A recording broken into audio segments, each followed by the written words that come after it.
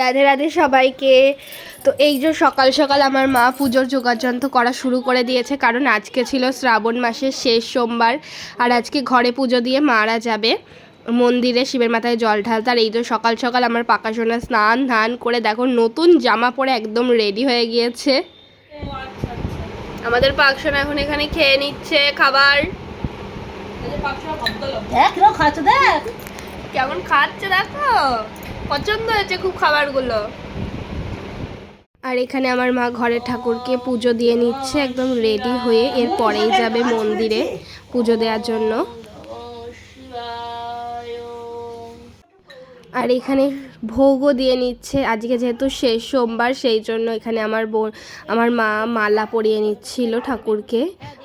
ধুতরা আকন্দ ফুলের মালা এটা, আর 5টা ফল দিতে হয় ঠাকুরকে, তো সেগুলোও সব একটা একটা করে দিয়ে নেবে। আর আজকে সকাল থেকে প্রচণ্ড বৃষ্টি শুরু হয়েছে, মানে থামার কোনো নামই নিচ্ছে না বৃষ্টি, এত পরিমাণে বৃষ্টি হচ্ছে। আর আজকে তো সব যাবে শিবনিবাসে বাবার মাথায় জল ঢালতে। তো কালকে আমরা গিয়েছিলাম দেখতে, আমাদের এখানে প্রচুর এখানে ভক্তরা যায় জল ঢালার জন্য। তো সেই ভিডিওটাও আমি নেক্সট ভিডিওতে সেটা আপলোড করে দেবো তোমাদের সাথে। তো তোমরা জাস্ট দেখবে যে কত ভক্তরা যায় বাবার কাছে জল ঢালার জন্য, লাখে লাখে ভক্তরা যায়। তো বৃষ্টি হচ্ছে, এবার ওরাও ভিজে যাচ্ছে প্রচণ্ড পরিমাণে হয়তো। তো তারপর এখানে আমরা চলে এসেছিলাম শিব মন্দিরে। তো আমাদের বাড়ির পাশেই নুড়িপাড়ায় শিব মন্দিরে। তো এখানে আমার মা জল ঢেলে নিচ্ছিল, আর আমি বাইরে থেকে ভিডিও করছিলাম। তো আমার ভিডিও করতে প্রচণ্ড অসুবিধা হচ্ছিল, যেহেতু ছোটো ছোটো জানলা ইয়েগুলো ছিল সেই জন্য।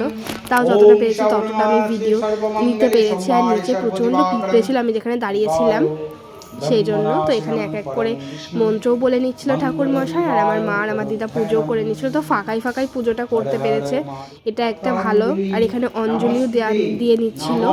এখানে পুজো করাটা এই একটা সুবিধা, কারণ এখানে ঠাকুর মশাই থাকে, তো ভালোভাবে ঠাকুরের পুজোটা দেওয়া যেতে পারে।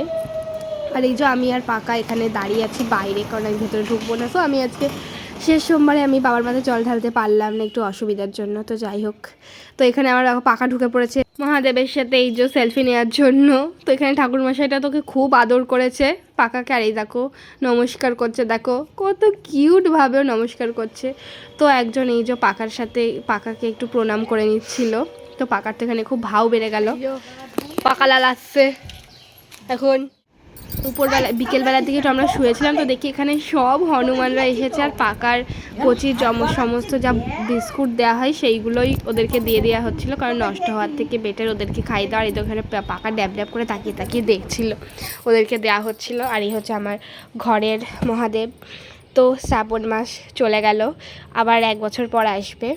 তো ঠিক আছে, নেক্সট বার ভালোভাবে মন দিয়ে বাবার মাথায় জল ঢালবো। তো দেখা হচ্ছে নেক্সট কোনো ভিডিওতে।